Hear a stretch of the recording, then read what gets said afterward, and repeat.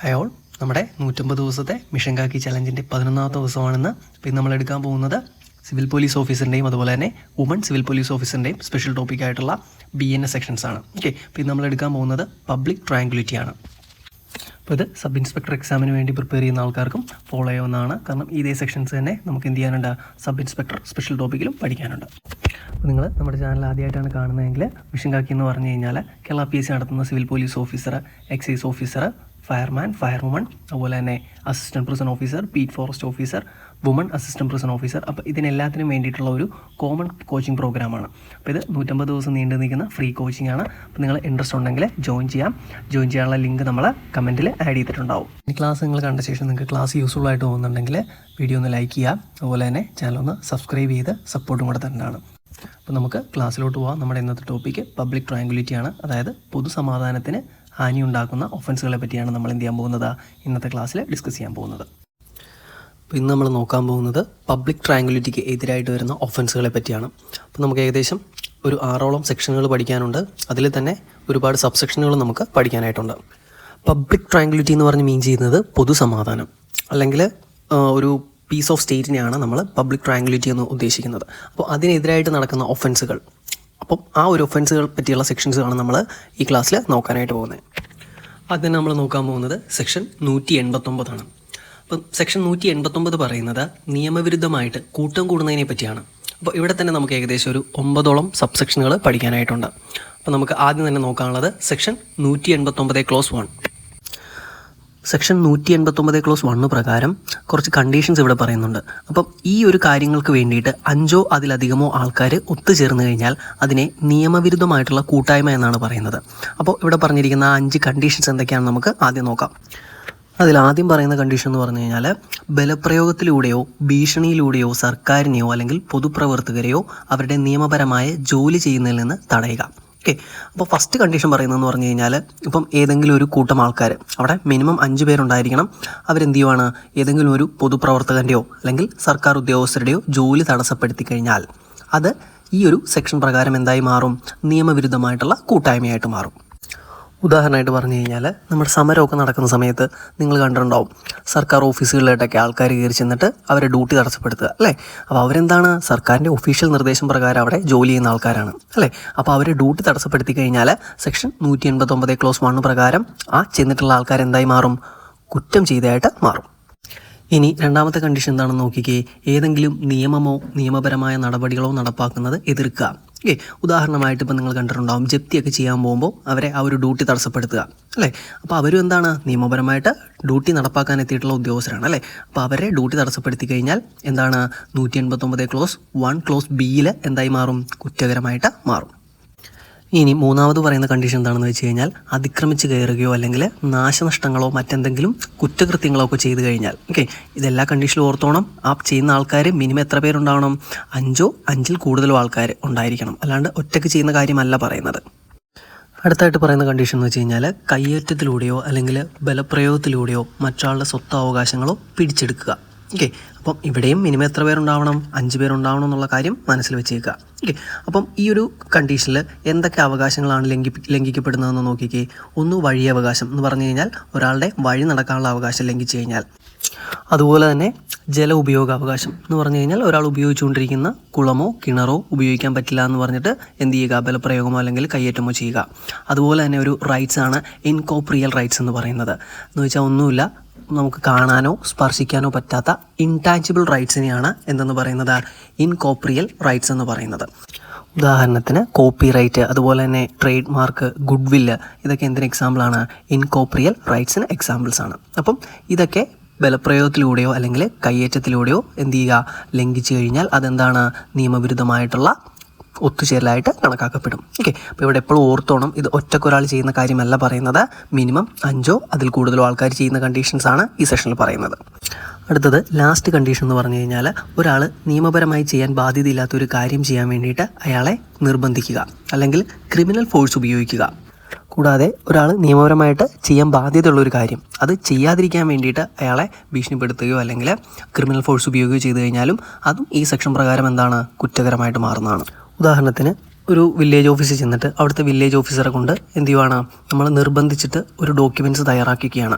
Okay, അപ്പോൾ അതെന്താണ്, നിയമപ്രകാരമായിരിക്കില്ല ആ സംഭവം ചെയ്യുന്നതെങ്കിൽ അതെന്താണ്, ഈ സെക്ഷൻ പ്രകാരം കുറ്റകരമാണ്. അപ്പോൾ ഓർത്തോണം, ഇവിടെ മിനിമം എത്ര പേരുണ്ടാവണം, 5 അതിലധികം ആൾക്കാർ ചെന്നിട്ടായിരിക്കണം ചെയ്യിപ്പിക്കുന്നത്. അതേപോലെ തന്നെ അയാൾ നിയമപരമായിട്ട് ചെയ്യേണ്ട കാര്യം ചെയ്യരുതെന്ന് പറഞ്ഞ് ഭീഷണിപ്പെടുത്തുകയോ അല്ലെങ്കിൽ കയ്യേറ്റം ചെയ്യാൻ ശ്രമിക്കുകയോ ചെയ്തു കഴിഞ്ഞാൽ അതും എന്താണ്, കുറ്റകരമാണ്. ഓക്കെ, നമ്മൾ സിനിമയിലൊക്കെ കണ്ടിട്ടുണ്ടാവും അല്ലേ, ഇന്ന പോലെ ചെയ്യരുത്, ചെയ്തു കഴിഞ്ഞാൽ തട്ടിക്കളയുമെന്നൊക്കെ പറയത്തില്ലേ. അപ്പോൾ അത്തരത്തിൽ ചെയ്യുന്നതും എന്താണ്, കുറ്റകരമായിട്ടുള്ളൊരു കാര്യമാണ്. ഇവിടെ നിങ്ങൾ ഓർത്തു വെക്കേണ്ട ഒരു ടേമാണ് ക്രിമിനൽ ഫോഴ്സ് എന്നുള്ളത്. കാര്യം, ഇപ്പോൾ നിങ്ങൾ പഠിച്ച് നിങ്ങളൊരു പോലീസ് ഉദ്യോഗസ്ഥനായെന്ന് വിചാരിക്കുക, ജോലിയൊക്കെ കിട്ടി. അപ്പോൾ നിങ്ങൾ ചില സമയത്ത് എന്ത് ചെയ്യേണ്ടി വരും, ബലം പ്രയോഗിക്കേണ്ടതായിട്ട് വരും. ഓക്കെ, അത് ആരെയും ഉപദ്രവിക്കാൻ വേണ്ടിയിട്ടല്ല, നമ്മൾ നിയമം നടപ്പാക്കാൻ വേണ്ടിയിട്ട് പ്രയോഗിക്കുന്ന ഫോഴ്സാണ് അല്ലേ. അത് നിയമപരമായിട്ടുള്ള ബലപ്രയോഗമാണ് നമ്മൾ നടത്തുന്നത്. പക്ഷേ ഇവിടെ പറയുന്നത് എന്താണ്, ക്രിമിനൽ ഫോഴ്സിനെ പറ്റിയാണ്. അപ്പോൾ സെക്ഷൻ 189 ക്ലോസ് 1 പറയുന്നത് എന്താണെന്ന് വെച്ച് കഴിഞ്ഞാൽ, നമ്മൾ ഈ മെയിൽ പറഞ്ഞിട്ടുള്ള കാര്യങ്ങൾക്ക് വേണ്ടിയിട്ട് 5 അതിലാൾക്കാരോ ഒന്നിച്ചു കൂടിക്കഴിഞ്ഞാൽ അതെന്താണ്, നിയമവിരുദ്ധമായിട്ടുള്ളൊരു കൂട്ടായ്മയായിട്ടാണ് കണക്കാക്കുന്നത്. അപ്പോൾ എന്തൊക്കെ കാര്യങ്ങൾക്ക് വേണ്ടി ഒത്തുചേരുമ്പോഴാണ് അതൊരു നിയമവിരുദ്ധമായിട്ടുള്ള കൂട്ടായ്മയാണെന്ന് നോക്കിക്കേ. ഒന്നാമത്തെന്ന് പറഞ്ഞു കഴിഞ്ഞാൽ ബലപ്രയോഗത്തിലൂടെയോ ഭീഷണിയിലൂടെയോ സർക്കാരിനെയോ പൊതുപ്രവർത്തകരെയോ അവരുടെ നിയമപരമായിട്ടുള്ള ഡ്യൂട്ടി ചെയ്യുന്നത് തടയുക. 2, ഏതെങ്കിലും നിയമമോ നിയമപരമായ നടപടികളോ നടപ്പാക്കുന്നത് എതിർക്കുക. മൂന്നാമത്തത് അതിക്രമിച്ച് കയറുകയോ അല്ലെങ്കിൽ നാശനഷ്ടം ഉണ്ടാക്കുകയോ അല്ലെങ്കിൽ മറ്റെന്തെങ്കിലും കുറ്റകൃത്യങ്ങളോ ചെയ്യുന്നത്. അടുത്ത പറയുന്നത് എന്താണ്, കയ്യേറ്റത്തിലൂടെയോ ബലപ്രയോഗത്തിലൂടെയോ മറ്റുള്ള സ്വത്തോ അവകാശങ്ങളോ പിടിച്ചെടുക്കാൻ ശ്രമിക്കുന്നത്. ലാസ്റ്റ് പറയുന്നത് നിയമപരമായി ചെയ്യാൻ ബാധ്യതയില്ലാത്തൊരു കാര്യം ചെയ്യാൻ ഫോഴ്സ് ചെയ്യുന്നത്, അതുപോലെ തന്നെ നിയമപരമായി ചെയ്യാൻ ബാധ്യതയുള്ളൊരു കാര്യം ചെയ്യുന്നത് എതിർക്കാൻ വേണ്ടിയിട്ടും ഫോഴ്സ് പ്രയോഗിക്കുന്നത്. അപ്പോൾ ഈ മേൽപ്പറഞ്ഞ കാര്യങ്ങൾ ചെയ്യാൻ വേണ്ടിയിട്ട് 5 അതിലധികമോ ആൾക്കാർ ഒത്തുകൂടിക്കഴിഞ്ഞാൽ അത് നിയമവിരുദ്ധമായിട്ടുള്ളൊരു കൂട്ടായ്മയായിട്ട് കണക്കാക്കും. ഇതാണ് സെക്ഷൻ 189 ക്ലോസ് 1 പറയുന്നത്. അടുത്ത നോക്കാൻ പോകുന്ന സെക്ഷൻ 189 സബ്സെക്ഷൻ 2. അപ്പോൾ ഇവിടെ പറയുന്നത് എന്താണെന്ന് വെച്ച് കഴിഞ്ഞാൽ, അനധികൃതമാണെന്ന് അറിഞ്ഞുകൊണ്ട് അത്തരം ഒരു കൂട്ടായ്മയിൽ ചെന്ന് ചേരുകയോ അല്ലെങ്കിൽ അതിൽ തന്നെ തുടരുകയോ ചെയ്തു കഴിഞ്ഞാലുള്ള ശിക്ഷയെ പറ്റിയാണ്. ഓക്കെ, ഇപ്പോൾ നിലവിൽ അത്തരം ഒരു നിയമവിരുദ്ധമായിട്ടുള്ള ഒരു കൂട്ടായ്മ ഉണ്ടെന്ന് വിചാരിക്കുക. ഓക്കെ, അപ്പോൾ അതിലെ അംഗത്തിന് മനസ്സിലായി ഇതെന്താണ്, നിയമപരമായിട്ട് ശരിയായിട്ടുള്ളൊരു കൂട്ടായ്മയല്ല എന്നുള്ളത്. അത് അറിഞ്ഞുകൊണ്ട് അതിൽ തുടരുകയോ അല്ലെങ്കിൽ പുതിയൊരാൾ അതിനകത്തോട്ട് വന്നു ചേരുകയോ ചെയ്തു കഴിഞ്ഞാൽ അവിടെ എന്താണ്, 6 മാസം വരെ തടവോ അല്ലെങ്കിൽ പിഴയോ ഇല്ലെങ്കിൽ രണ്ടും കൂടിയോ ലഭിക്കാം. ഓക്കെ, അപ്പോൾ ശിക്ഷ ഓർത്തോണം, 6 മാസമല്ല പറയുന്നത്, 6 മാസം വരെ, അതായത് 6-ൽ താഴെ ഏത് ശിക്ഷ വേണമെങ്കിലും എന്ത് ചെയ്യാം, കിട്ടാം. അല്ലെങ്കിൽ എന്ത് കിട്ടാം, ഫൈൻ ആയിരിക്കും ചിലപ്പോൾ കിട്ടുന്നത്, ചിലപ്പോൾ രണ്ടും കൂടെ കിട്ടുമെന്ന് ഓർത്തു വെക്കുക. അടുത്ത് നോക്കാൻ പോകുന്ന സെക്ഷൻ 189 സബ്സെക്ഷൻ 3. അപ്പോൾ ഇവിടെ പറയുന്നത് എന്താണെന്ന് വെച്ച് കഴിഞ്ഞാൽ, അവിടെ ഒരു നിയമവിരുദ്ധമായിട്ടുള്ളൊരു കൂട്ടായ്മ ഉണ്ടെന്ന് വിചാരിക്കുക, 5 അതിൽ കൂടുതൽ ആൾക്കാരെ ഉൾപ്പെട്ടിട്ടുള്ള. അപ്പോൾ അവിടെ ഉത്തരവാദിത്തപ്പെട്ട അധികൃതർ വന്ന് പറയുവാണ് അവിടെ നിന്ന് എന്ത് ചെയ്യുക, പിരിഞ്ഞു പോവുക. അപ്പോൾ ആ കൂട്ടത്തിലുള്ള ആൾക്കാർ പിരിഞ്ഞു പോകാതെ അവിടെ തന്നെ തുടർന്നാൽ അതിൻ്റെ ശിക്ഷയെപ്പറ്റി പറയുന്ന സെക്ഷനാണ് സെക്ഷൻ 189 സബ്സെക്ഷൻ 3 എന്ന് പറയുന്നത്.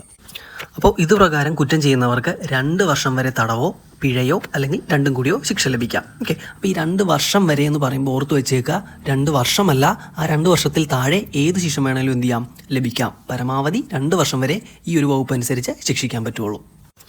അടുത്ത നോക്കാൻ പോകുന്ന സെക്ഷൻ 189 സബ്സെക്ഷൻ 4. അപ്പോൾ ഇത് പ്രകാരം നിയമവിരുദ്ധമായിട്ടുള്ള ഒരു കൂട്ടായ്മയുണ്ട്. അതിൽ പങ്കെടുക്കുന്ന ആൾക്കാരിൽ മാരകായുധങ്ങൾ അല്ലെങ്കിൽ ജീവന് ഹാനി വരുത്തുന്ന ആയുധങ്ങൾ എന്തെങ്കിലും ഉണ്ടെങ്കിൽ അതിൻ്റെ ശിക്ഷയെപ്പറ്റി പറയുന്ന വകുപ്പാണ് സെക്ഷൻ 189 സബ്സെക്ഷൻ 4 എന്ന് പറയുന്നത്. ഇത് പ്രകാരം അത്തരത്തിൽ മാരകായുധങ്ങൾ വെച്ചുകൊണ്ടാണ് നിയമവിരുദ്ധ കൂട്ടായ്മയിൽ പങ്കെടുക്കുന്നതെങ്കിൽ അവർക്ക് 2 വർഷം വരെ തടവും പിഴയും ലഭിക്കുന്നതായിരിക്കും. അപ്പോൾ ഈ 3 സെക്ഷൻ ഓർത്ത് വെക്കുക. 189 സബ്സെക്ഷൻ 2 എന്താണ് പറയുന്നത്, നിയമവിരുദ്ധമായിട്ടുള്ള കൂട്ടായ്മയാണെന്ന് അറിഞ്ഞുകൊണ്ട് അതിൽ ചേർന്ന് കഴിഞ്ഞാലുള്ള ശിക്ഷയാണ്. ശിക്ഷ 6 മാസം വരെ തടവോ പിഴയോ അല്ലെങ്കിൽ രണ്ടും കൂടിയോ. അടുത്തത് സെക്ഷൻ 189 സബ്സെക്ഷൻ 3. ഇവിടെ നിയമപരമായിട്ട് പിരിഞ്ഞു പോകാൻ അധികൃതർ ആവശ്യപ്പെട്ട ശേഷം വീണ്ടും അവിടെ സംഘത്തിൽ നിന്ന് കഴിഞ്ഞാൽ എന്താണ്, 2 വർഷം വരെ തടവോ പിഴയോ അല്ലെങ്കിൽ രണ്ടും കൂടിയോ ലഭിക്കും. ഇനി ലാസ്റ്റ് 189 സബ്സെക്ഷൻ 4. ഇത് പറയുന്നത് എന്താണെന്ന് വെച്ച് കഴിഞ്ഞാൽ, നിയമവിരുദ്ധ കൂട്ടായ്മയിൽ പങ്കെടുക്കുമ്പോൾ മാരകായുധങ്ങളോ അല്ലെങ്കിൽ ജീവന് ഹാനി വരുത്തുന്ന എന്തെങ്കിലും ഉണ്ടെങ്കിൽ അവിടെയും 2 വർഷം വരെ തടവും പിഴയും ലഭിക്കും. അപ്പോൾ ഇത്രയും കാര്യങ്ങൾ ഓർത്തു വെക്കുക. അടുത്ത് നമ്മൾ നോക്കാൻ പോകുന്ന സെക്ഷനാണ് സെക്ഷൻ 189 സബ്സെക്ഷൻ 5. ഇവിടെ പറയുന്നത് പൊതുസമാധാനത്തിന് ഭംഗമുണ്ടാക്കാൻ സാധ്യതയുള്ള 5 അതിലധികമോ ആളുകളുടെ സംഘം പിരിഞ്ഞു പോകാൻ ഉദ്യോഗസ്ഥർ പറഞ്ഞ ശേഷം അവിടെ തുടർന്നു കഴിഞ്ഞാൽ അതിനുള്ള ശിക്ഷയെപ്പറ്റി പറയുന്നതാണ് സെക്ഷൻ 189 ക്ലോസ് 5 എന്ന് പറയുന്നത്. അപ്പോൾ ഇവിടെ തിരിഞ്ഞു പോകരുത്. സെക്ഷൻ 189 ക്ലോസ് 3 പറയുന്നത് എന്തായിരുന്നു, അവിടെ നിയമവിരുദ്ധമായിട്ടുള്ള കൂട്ടായ്മയാണ്. അല്ലേ? എന്നാൽ 189 ക്ലോസ് 5 പറയുന്നത് എന്താണ്? അവിടെ സാധ്യതയുണ്ടെന്നാണ്, അല്ലേ? അല്ലാണ്ട് നിയമവിരുദ്ധമായിട്ടുള്ള കൂട്ടായ്മ എന്ന് പറയുന്നില്ല. ചിലപ്പോൾ അങ്ങനെ ആവാൻ സാധ്യതയുണ്ടെന്ന് ഉദ്യോഗസ്ഥർക്ക് തോന്നിയിട്ട് അവർ പറയുകയാണ്, പിരിഞ്ഞു പോകാൻ പറഞ്ഞിട്ടും കേട്ടില്ലെങ്കിലുള്ള ശിക്ഷയെ പറ്റിയാണ് ഇവിടെ പറയുന്നത്. അപ്പോൾ ഇതനുസരിച്ചിട്ട് വരുന്ന ശിക്ഷ എന്താണെന്ന് വെച്ച് കഴിഞ്ഞാൽ 6 മാസം വരെ തടവോ അല്ലെങ്കിൽ പിഴയോ അതല്ലെങ്കിൽ രണ്ടും കൂടെയോ ലഭിക്കാം. അടുത്ത പോയിന്റ് ശ്രദ്ധിക്കണം. ഇവിടെ നിയമവിരുദ്ധ സംഘം എന്ന് പറയുന്നത് സെക്ഷൻ 189 ക്ലോസ് 1 പ്രകാരമാണെങ്കിൽ ശിക്ഷ ലഭിക്കാൻ പോകുന്ന ഏതിനാണ്? 189 ക്ലോസ് 3 പ്രകാരമുള്ള ശിക്ഷയായിരിക്കും ഇവിടെ ലഭിക്കുന്നത്. ഓക്കെ, അവിടെ 6 മാസമായിരിക്കില്ല, 2 വർഷം വരെ തടവോ പിഴയോ അല്ലെങ്കിൽ രണ്ടും കൂടെ ലഭിക്കാം. അപ്പോൾ സെക്ഷൻ 189 സബ്സെക്ഷൻ 5 ശ്രദ്ധിക്കേണ്ട കാര്യം ഇവിടെ എന്താണ്? പൊതുസമാധാനത്തിന് ഭംഗമുണ്ടാക്കാൻ സാധ്യതയുള്ള 5 അതിലധികമോ അംഗങ്ങളുടെ സംഘത്തെ പറ്റിയാണ് ഇവിടെ പറയുന്നത്. അപ്പോൾ ഇത്തരത്തിലുള്ളൊരു സംഘത്തോട് പിരിഞ്ഞു പോകാൻ പറഞ്ഞ ശേഷം വീണ്ടും അവരോട് തുടരുകയാണെങ്കിൽ 6 മാസം വരെ തടവോ പിഴയോ രണ്ടും കൂടെ ലഭിക്കാം.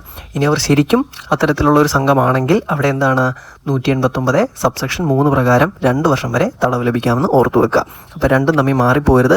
ഒന്ന് സാധ്യതയുള്ള സംഘമായിരിക്കും, മറ്റേത് ശരിക്കും നിയമവിരുദ്ധമായിട്ടുള്ള സംഘമായിരിക്കും. ഓക്കെ, അടുത്ത നമ്മൾ നോക്കാൻ പോകുന്ന സെക്ഷൻ 189 സബ്സെക്ഷൻ 6 ആണ്. ഇവിടെ പറയുന്നത് എന്താണെന്ന് വെച്ച് കഴിഞ്ഞാൽ ഒരാൾ മറ്റൊരാളെ എന്ത് ചെയ്യാണ്?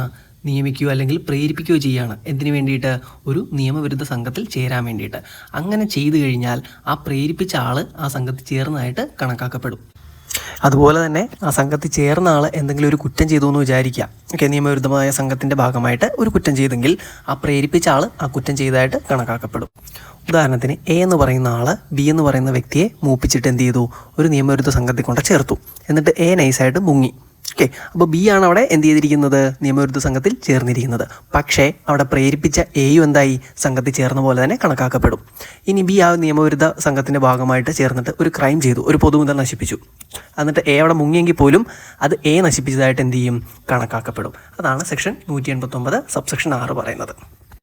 ഇവിടെ 189 സബ്സെക്ഷൻ 6 വേണമെങ്കിൽ നമുക്ക് ഒരു പ്രേരണ കുറ്റമാണെന്ന് പറയാനായിട്ട് പറ്റും. അപ്പോൾ ആ പ്രേരിപ്പിക്കുന്ന ആളും എന്താണ്? നിയമത്തിന് മുന്നിൽ തുല്യ കുറ്റവാളിയായിട്ട് പരിഗണിക്കപ്പെടും. അത് നമ്മൾ നോക്കാൻ പോകുന്നത് സെക്ഷൻ 189 സബ്സെക്ഷൻ 7 ആണ്. ഇവിടെ പറയുന്നത് എന്താണെന്ന് വെച്ച് കഴിഞ്ഞാൽ ഒരാൾ നിയമവിരുദ്ധ സംഘത്തിൻ്റെ ഭാഗമാണെന്ന് അറിഞ്ഞുകൊണ്ട് അവരെ നമ്മൾ എന്തെങ്കിലും സഹായം ചെയ്യുക. ഉദാഹരണത്തിന് അവരെ സ്വന്തം വീട്ടിലോ നിയന്ത്രണത്തിലോ ഉള്ള സ്ഥലത്ത് നമ്മൾ താമസിപ്പിക്കുകയോ അല്ലെങ്കിൽ അവർക്ക് താമസിക്കാനുള്ള സൗകര്യം ഉണ്ടാക്കുകയോ ചെയ്തു കഴിഞ്ഞാൽ അവിടെ സെക്ഷൻ 189 സബ്സെക്ഷൻ 7 പ്രകാരം ആ സഹായം ചെയ്യുന്ന ആൾക്ക് 6 മാസം വരെ തടവും പിഴയും അല്ലെങ്കിൽ രണ്ടും കൂടെ ലഭിക്കുമെന്ന് ഓർക്കുക. ഓക്കെ, സിമ്പിൾ സെക്ഷനാണ്, പ്രത്യേകിച്ച് കോംപ്ലിക്കേഷൻ ഒന്നുമില്ല. സിമ്പിളായിട്ട് പറഞ്ഞു കഴിഞ്ഞാൽ ഒരു നിയമവിരുദ്ധ സംഘത്തിലെ ആൾക്ക് താമസിക്കാൻ സ്ഥലം കൊടുക്കുക. ഓക്കെ, അത് പ്രകാരം 6 മാസം വരെ തടവോ പിഴയോ രണ്ടും കൂടെ ലഭിക്കുമെന്ന് ഓർത്തു വെച്ചാൽ മതി. അടുത്ത് നമ്മൾ നോക്കാൻ പോകുന്നത് സെക്ഷൻ 189 സബ്സെക്ഷൻ 8 ആണ്. ഇവിടെ പറയുന്നത് എന്താണെന്ന് വെച്ച് കഴിഞ്ഞാൽ നമ്മൾ 189 സബ്സെക്ഷൻ 1 5 കാര്യങ്ങൾ പറഞ്ഞിട്ടുണ്ടായിരുന്നില്ലേ? അതായത് സർക്കാർ ഉദ്യോഗസ്ഥരോ അല്ലെങ്കിൽ പൊതുപ്രവർത്തകരുടെയോ ഡ്യൂട്ടി തടസ്സപ്പെടുത്തുക, അതുപോലെ തന്നെ നിയമപരമായ ഒരു നടപടി തടയുക, അതുപോലെ തന്നെ അതിക്രമിച്ച് കയറുക, അവകാശ ലംഘനം നടത്തുക, ഇനി ബാധ്യതയില്ലാത്തൊരു കാര്യം ചെയ്യാൻ പ്രേരിപ്പിക്കുക അല്ലെങ്കിൽ ബാധ്യതയുള്ളൊരു കാര്യം ചെയ്യുന്നത് തടസ്സപ്പെടുത്തുക, അല്ലേ? അപ്പോൾ ഇത്രയും കാര്യങ്ങൾ ചെയ്യുന്ന ഒരു സംഘത്തിൽ ചേരാനായിട്ട് ആരെങ്കിലും ശ്രമം നടത്തിക്കഴിഞ്ഞാൽ അതിനുള്ള ശിക്ഷയെപ്പറ്റി പറയുന്ന വകുപ്പാണ് സെക്ഷൻ 189 സബ്സെക്ഷൻ 8 എന്ന് പറയുന്നത്.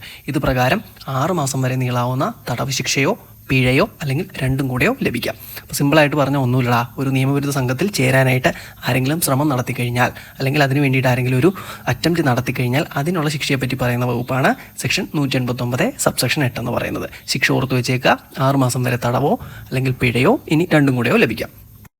അപ്പോൾ അടുത്ത് നമ്മൾ നോക്കാൻ പോകുന്ന സെക്ഷനാണ് സെക്ഷൻ 189 സബ്സെക്ഷൻ 9. അപ്പോൾ ഇത് സബ്സെക്ഷൻ 8 കണക്റ്റഡ് ആണ്. അപ്പോൾ ഇവിടെ പറയുന്ന സംഭവം ഇത്രേ ഉള്ളൂ. സബ്സെക്ഷൻ 8 പ്രകാരം ആ ഒരു നിയമവിരുദ്ധ സംഘത്തിൽ ചേരാൻ പോകുന്ന ആളുടെ മാരകായുധം ഉണ്ടെങ്കിലുള്ള ശിക്ഷയെപ്പറ്റി പറയുന്നു. അപ്പോൾ നീ ഒരു നിയമവിരുദ്ധ സംഘത്തിൽ ചേരാൻ ശ്രമിക്കുന്ന ആളുടെ കയ്യിൽ എന്തെങ്കിലും മാരകായുധമോ മറ്റോ ഉണ്ടെങ്കിൽ അവിടെ 2 വർഷം വരെ നീളാവുന്ന തടവ് ശിക്ഷയോ പിഴയോ അല്ലെങ്കിൽ രണ്ടും കൂടെയോ ലഭിക്കുമെന്ന് ഓർത്തു വെച്ചാൽ മതി. അപ്പോൾ സെക്ഷൻ 189 സബ്സെക്ഷൻ 8 സബ്സെക്ഷൻ 9 കണക്ട് ചെയ്ത് പഠിച്ചു വെക്കുക. ഓക്കെ, അപ്പോൾ 189 കീഴിൽ ഇത്രയും കാര്യങ്ങളാണ് നമുക്ക് പഠിക്കാനായിട്ടുള്ളത്. അപ്പോൾ നമ്മൾ സെക്ഷൻ 189 പഠിച്ചു കഴിഞ്ഞായിരുന്നു. ഞാൻ അതിൻ്റെ കുറച്ച് പ്രത്യേകതകളാണ് നമുക്ക് നോക്കാനുള്ളത്. അപ്പോൾ സെക്ഷൻ 189 പ്രകാരമുള്ള കുറ്റകൃത്യത്തിന് ഏത് മജിസ്ട്രേറ്റിന് വേണമെങ്കിലും എന്ത് ചെയ്യാം? വിചാരണ നടത്താമെന്ന് ഓർക്കുക. ഓക്കെ, അപ്പം ഇറസ്പെക്റ്റീവ് ഓഫ് കോർട്ട് ഏത് മജിസ്ട്രേറ്റിന് വേണമെങ്കിലും എന്ത് ചെയ്യാം? ഇത്തരം കേസുകളിൽ വിചാരണ നടത്താനുള്ള അധികാരമുണ്ട്. അതുപോലെ തന്നെ അത് കൊഗ്നിസിബിൾ ആണ്. എന്ന് പറഞ്ഞാൽ പോലീസിന് വാറണ്ട് ഇല്ലാതെ തന്നെ ഇത്തരം സെക്ഷനിൽ എന്ത് ചെയ്യാൻ പറ്റും, അറസ്റ്റ് ചെയ്യാനുള്ള അധികാരം ഉണ്ടായിരിക്കും. അതുപോലെ തന്നെ എന്താണ്, ബെയിലബിൾ ആണ്, ജാമ്യം ലഭിക്കുന്ന ഒരു കുറ്റമാണ് ഏത്, സെക്ഷൻ 189 എന്ന് പറയുന്നത്. അപ്പോൾ ഈ 3 കാര്യങ്ങളും കൂടെ ഒന്ന് ഓർത്ത് വെച്ചേക്കുക. അടുത്ത് നമ്മൾ നോക്കാൻ പോകുന്ന സെക്ഷൻ 191 റൈറ്റിംഗ് അഥവാ കലാപത്തെ പറ്റിയാണ് പറയുന്നത്. ഇവിടെയും നമുക്ക് 3 സബ്സെക്ഷനുകൾ പഠിക്കാനുണ്ട്. അതിൽ നമുക്ക് ആദ്യത്തെ സബ്സെക്ഷൻ നോക്കാം. ഇവിടെ പറയുന്നത് എന്താണെന്ന് വെച്ച് കഴിഞ്ഞാൽ, ഒരു നിയമവിരുദ്ധ സംഘം അല്ലെങ്കിൽ അതിലെ ഏതെങ്കിലും ഒരു അംഗം ആ സംഘത്തിൻ്റെ പൊതുവായ ലക്ഷ്യം നടപ്പാക്കുന്നതിന് വേണ്ടിയിട്ട് ബലമോ അല്ലെങ്കിൽ അക്രമമോ നടത്തി കഴിഞ്ഞാൽ ആ സംഘത്തിലെ ഓരോ അംഗങ്ങളും എന്ത് ചെയ്യും, ആ ഒരു കുറ്റപ്രകാരം ശിക്ഷിക്കപ്പെടും. ഓക്കെ, അതായത് ഇപ്പോൾ ഒരു 7 പേരുള്ള ഒരു ഗ്രൂപ്പാണെന്ന് വിചാരിക്കുക. അതിൽ ഒന്നാമത്തെ ആൾ എന്ത് ചെയ്തു, ഒരു ബോംബ് എടുത്തെറിഞ്ഞു എന്ന് വിചാരിക്കുക. അപ്പോൾ ആ ബാക്കിയുള്ള ആൾക്കാരും എന്ത് ചെയ്യും, ആ ബോംബ് എറിഞ്ഞതിന് ശിക്ഷിക്കപ്പെടും. ഓക്കെ, അപ്പം ഒരാൾ ചെയ്യുന്ന കുറ്റം ആ ഒരു കോമൺ ഇൻറ്റൻഷൻ ഉള്ളത് കൊണ്ട് തന്നെ എല്ലാവർക്കും ആപ്ലിക്കബിളായി മാറും. അതാണ് സെക്ഷൻ 191 സബ്സെക്ഷൻ 1 പറയുന്നത്. ഉദാഹരണത്തിന് ഇപ്പം എന്ത് ചെയ്യാണ്, ഇപ്പോൾ 7 പേരുള്ള ഗ്രൂപ്പിൽ ഒരുത്തനാണല്ലോ ബോംബ് എറിഞ്ഞത്. അപ്പോൾ ബാക്കിയുള്ളവർ പറയുവാണ് എന്താണ്, മറ്റവനാണ് ബോംബ് എറിഞ്ഞത്, ഞങ്ങൾ എറിഞ്ഞില്ല എന്ന്. അപ്പോൾ അതുകൊണ്ട് കാര്യമില്ല, എല്ലാവരും എന്ത് ചെയ്യും, ബോംബ് എറിഞ്ഞായിട്ട് പരിഗണിക്കപ്പെടും.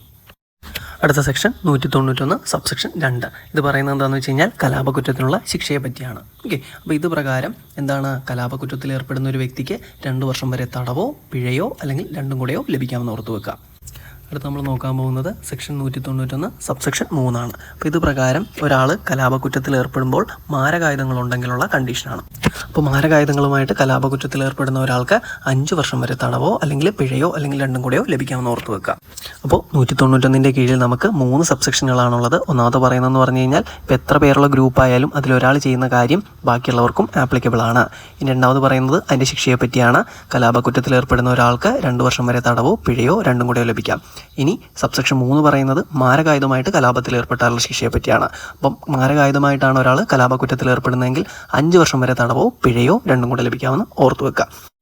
അടുത്ത് നമ്മൾ നോക്കാൻ പോകുന്നത് സെക്ഷൻ 194. അപ്പോൾ സെക്ഷൻ 194 പറയുന്നത് അഫ്രേ അഥവാ പൊതുസ്ഥലത്തുണ്ടാകുന്ന കലഹങ്ങളെ പറ്റിയാണ്. അപ്പോൾ ഇവിടെ 2 സബ്സെക്ഷനുകളാണ് നമുക്ക് പഠിക്കാനുള്ളത്.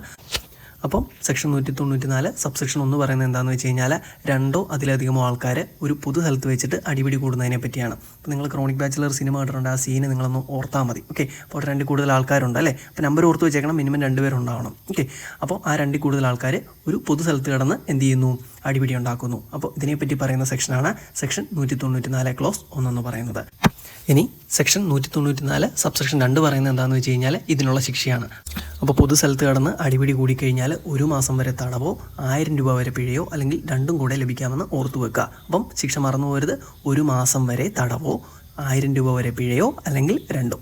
ഓക്കെ, അപ്പം സെക്ഷൻ 194 സിമ്പിളായിട്ട് പഠിക്കാവുന്നതേ ഉള്ളൂ. അടുത്ത് നമ്മൾ നോക്കാൻ പോകുന്ന സെക്ഷൻ 195. ഇവിടെ നമുക്ക് 2 സബ്സെക്ഷനുകൾ പഠിക്കാനുണ്ട്. ഓക്കെ, അപ്പോൾ ഇവിടെ സബ്സെക്ഷൻ 1 പറയുന്നത് എന്താണെന്ന് വെച്ച് കഴിഞ്ഞാൽ, ഒരു കലാപം അല്ലെങ്കിൽ ഒരു നിയമവിരുദ്ധ സംഘം അല്ലെങ്കിൽ ഒരു പൊതു സ്ഥലത്തുണ്ടാകുന്ന ഒരു ലഹള, അപ്പോൾ ഇതിനെ പിരിച്ചുവിടാൻ വേണ്ടിയിട്ട് ഒരു ഉദ്യോഗസ്ഥൻ വരുമ്പോഴത്തേക്കും അവരെ ആക്രമിച്ചാലുള്ള ശിക്ഷയെ പറ്റിയാണ് സെക്ഷൻ 195 സബ്സെക്ഷൻ 1 പറയുന്നത്. ഓക്കെ, അപ്പോൾ ഇത് പ്രകാരം ഒരു പോലീസ് ഉദ്യോഗസ്ഥനായിരിക്കുമല്ലോ കോമൺലി അവിടെ വരുന്നത് അല്ലേ, അല്ലെങ്കിൽ മറ്റ് ഏതെങ്കിലും ഒരു ഗവൺമെൻറ് ഉദ്യോഗസ്ഥനായിരിക്കും. അപ്പോൾ അവരെ ആക്രമിക്കുകയാണെങ്കിൽ 3 വർഷം വരെ തടവോ 25,000 രൂപയിൽ കുറയാത്ത പിഴയോ അല്ലെങ്കിൽ രണ്ടും കൂടെയോ ലഭിക്കുമെന്ന് ഓർത്തേക്കുക. ഓക്കെ, അപ്പോൾ എന്തൊക്കെ കാര്യങ്ങളാണെന്ന് ഓർത്തു വെക്കുക.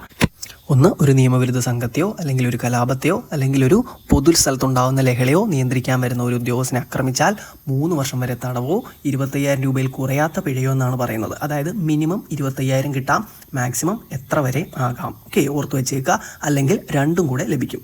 അപ്പോൾ ഇത്രയാണ് സെക്ഷൻ 195 സബ്സെക്ഷൻ 1 പറയുന്നത്. അടുത്തത് 195 സബ്സെക്ഷൻ 2 നമ്മൾ നോക്കാൻ പോകുന്നത്. ഇവിടെയും സെയിം കാര്യം തന്നെയാണ്, പക്ഷേ ഇവിടെ ആക്രമിക്കുകയോ അല്ലെങ്കിൽ ബലം പ്രയോഗിക്കുകയോ വേണ്ട, അങ്ങനെ ചെയ്യുമെന്ന് ഭീഷണിപ്പെടുത്തിയാൽ മതി. ഓക്കെ, സംഭവം ഇത്രേ ഉള്ളൂ. ഒരു നിയമവിരുദ്ധ സംഘത്തെയോ അല്ലെങ്കിൽ ഒരു കലാപത്തെയോ അല്ലെങ്കിൽ ഒരു പൊതു സ്ഥലത്തുണ്ടാകുന്ന ലഹളയോ നിയന്ത്രിക്കാൻ വരുന്ന ഒരു ഉദ്യോഗസ്ഥനെ ഭീഷണിപ്പെടുത്തി കഴിഞ്ഞാൽ അത് പ്രകാരം എന്ത് ചെയ്യുന്നു, 1 വർഷം വരെ തടവോ അല്ലെങ്കിൽ പിഴയോ അല്ലെങ്കിൽ രണ്ടും കൂടെയോ ലഭിക്കാം. ഓക്കെ, അപ്പോൾ ഇവിടെ ഒന്നും ചെയ്യേണ്ട, ഭീഷണിപ്പെടുത്തിയോ അല്ലെങ്കിൽ തടയാൻ ശ്രമിക്കുകയോ ചെയ്തു കഴിഞ്ഞാൽ എന്താണ്, അതും സെക്ഷൻ 195 സബ്സെക്ഷൻ 2 പ്രകാരം കുറ്റകരമാണ്. അടുത്ത നമ്മൾ നോക്കാൻ പോകുന്ന സെക്ഷൻ 196. അപ്പോൾ ഇതിൻ്റെ കീഴിൽ നമുക്ക് 2 സബ്സെക്ഷനുകൾ പഠിക്കാനുണ്ട്. അപ്പോൾ ഈ സെക്ഷൻ പ്രധാനമായിട്ട് പറയുന്നത് എന്താണെന്ന് വെച്ച് കഴിഞ്ഞാൽ, വിഭാഗീയത ഉണ്ടാക്കുക അല്ലെങ്കിൽ 2 വിഭാഗങ്ങൾക്കിടയിൽ എന്ത് ചെയ്യുക, ശത്രുത വളർത്തിയെടുക്കാൻ ശ്രമിക്കുക. അതിനെപ്പറ്റി പറയുന്ന സെക്ഷനാണ് സെക്ഷൻ 196. അപ്പോൾ ഇതിൻ്റെ സബ്സെക്ഷൻ 1 പ്രകാരം വാക്കിലൂടെയോ അല്ലെങ്കിൽ വായ്മൊഴിയിലൂടെയോ എഴുത്തിലൂടെയോ അടയാളങ്ങളിലൂടെയോ അല്ലെങ്കിൽ ദൃശ്യപ്രതിനിധാനങ്ങളിലൂടെയോ, അതായത് നമ്മുടെ പിക്ചർ അങ്ങനെ എന്തെങ്കിലും കാര്യങ്ങളിലൂടെയോ, അല്ലെങ്കിൽ ഇലക്ട്രോണിക് ഓൺലൈൻ മീഡിയ വഴിയൊക്കെയോ ഏതെങ്കിലും രീതിയിൽ മതം, വംശം, ജനനസ്ഥലം, താമസസ്ഥലം, ഭാഷ, ജാതി, സമുദായം ഇനി മറ്റെന്തെങ്കിലും അടിസ്ഥാനത്തിൽ വിഭാഗീയത ഉണ്ടാക്കുന്ന രീതിയിൽ എന്തെങ്കിലും ഒരു അറ്റംപ്റ്റ് നടത്തിക്കഴിഞ്ഞാൽ അത് സെക്ഷൻ 196 ക്ലോസ് 1 പ്രകാരം എന്താണ്, ശിക്ഷാർഹമാണ്.